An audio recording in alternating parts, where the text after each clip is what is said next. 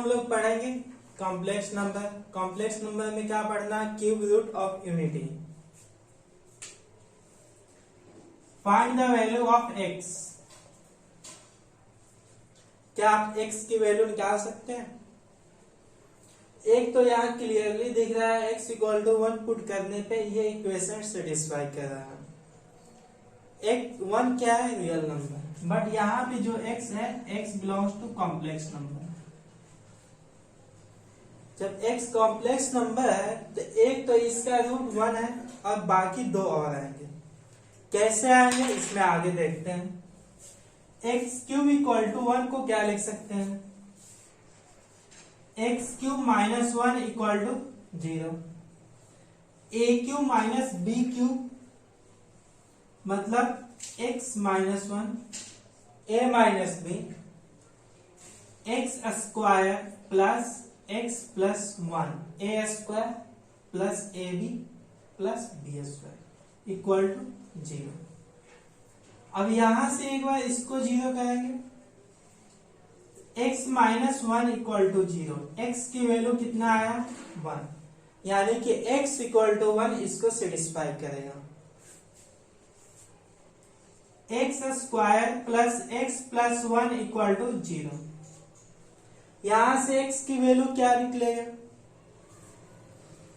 यहां पे x की कोई भी रियल वैल्यू इसको सेटिस्फाई नहीं करेगा। क्यों? क्योंकि इसका डिस्क्रिमिनेंट निकालकर आप चेक कर सकते हैं। डिस्क्रिमिनेंट क्या होता है, b square minus 4ac। B की वैल्यू कितना है, एक्स का कोफिशिएंट 1, ए का वैल्यू मतलब एक्स स्क्वायर का कोफिशिएंट 1, सी का वैल्यू मतलब कांस्टेंट है 1 minus 4, 1 into 1 equal to -3। D less than 0 है, इसलिए इसका कोई भी रियल रूट नहीं निकलेगा। ठीक है, तो अब कॉम्प्लेक्स रूट कैसे निकालेंगे इसका, सीधा चारे फॉर्मूला से x equal to minus b plus minus under root b square minus 4ac divide by 2 में।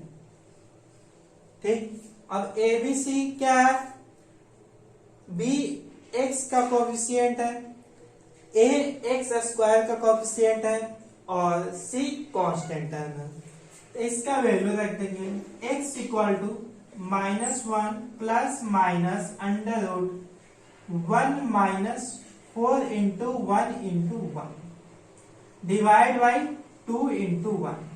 ठीक, अब इसकी वैल्यू क्या हो जाएगी, x equal to -1 plus minus under root -3 को क्या लिख सकते हैं, 3 इंटू रूट -1।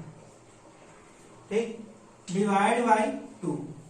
अब कॉम्प्लेक्स नंबर आप जब पढ़े होंगे तो उसमें रूट -1 को i से डिनोट करते हैं। तो x इक्वल टू क्या हो गया, -1 plus minus √3i divide by 2। यहां से x का दो वैल्यू आएगा, कैसे, एक बार x को प्लस के साथ लिखेंगे, एक बार माइनस के साथ लिखेंगे। मान लो दोनों वैल्यू एक है, x1 equal to -1 plus √3i divide by 2, x2 equal to कितना हो जाएगा, -1 माइनस √3i बाई 2। ठीक, यानी कि x की वैल्यू यहाँ पे ये रखने पे इसके प्लेस पे 0 देगा और x2 का वैल्यू इसमें रखने पे 0 देगा, सॉरी 0 नहीं 1 देगा।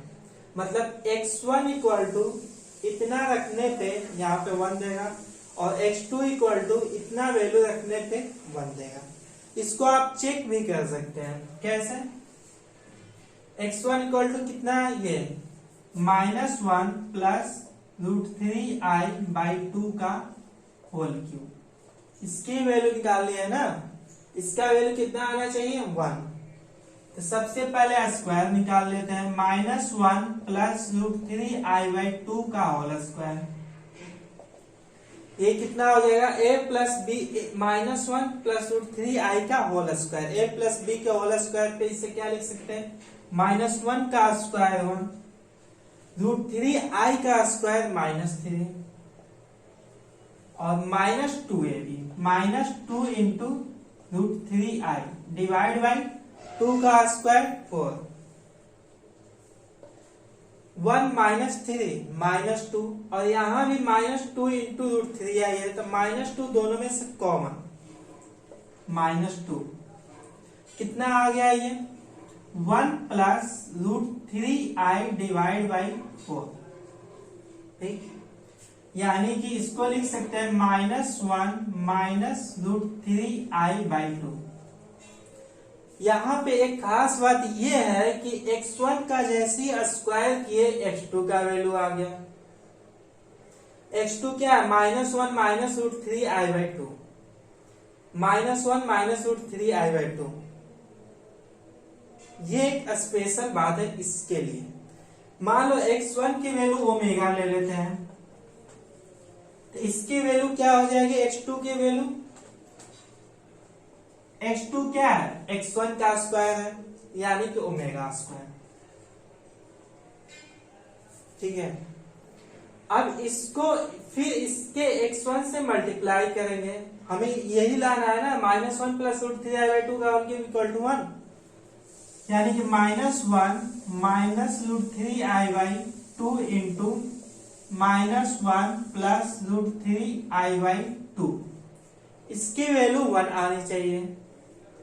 अब इसको मल्टीप्लाई करेंगे, -1 इंटू -1 कितना हुआ 1, माइनस √3i प्लस √3i, सबसे पहले i -1 हुआ, और -1 यहां भी है, तो minus minus plus 3 divide by 2 into 2 4, और क्या आएगा minus into plus, plus √3i minus √3i cancel, यानी कि इसमें प्लस √3i माइनस √3i भी आएगा, जो ये कैंसिल हो जाएगा।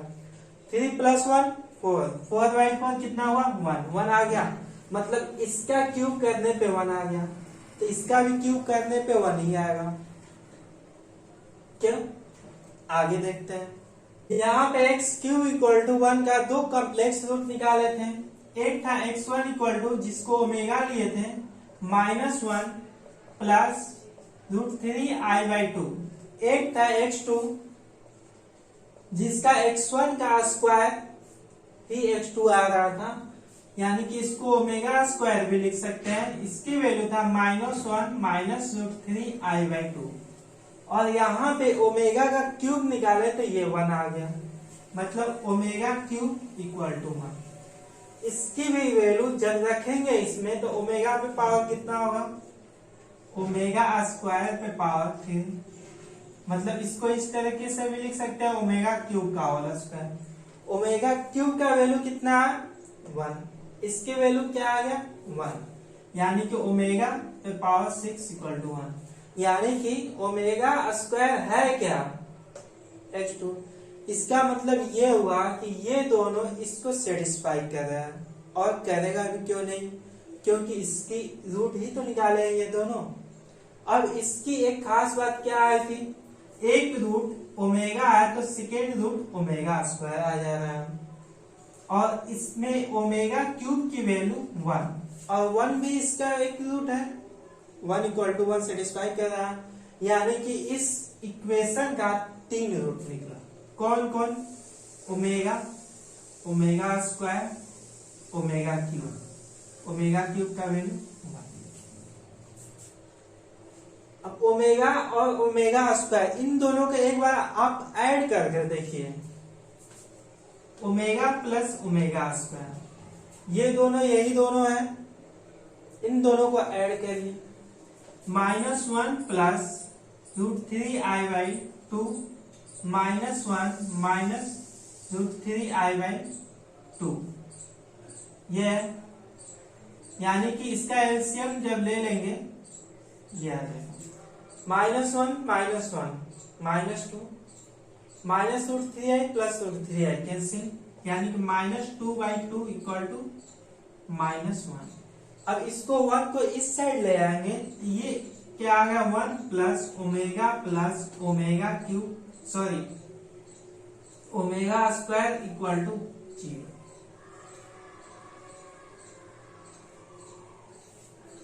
मतलब कि इस इक्वेशन के जितने भी रूट निकले हैं 1 ओमेगा ओमेगा स्क्वायर, तीनों का सम जब करेंगे तो 0 आएगा।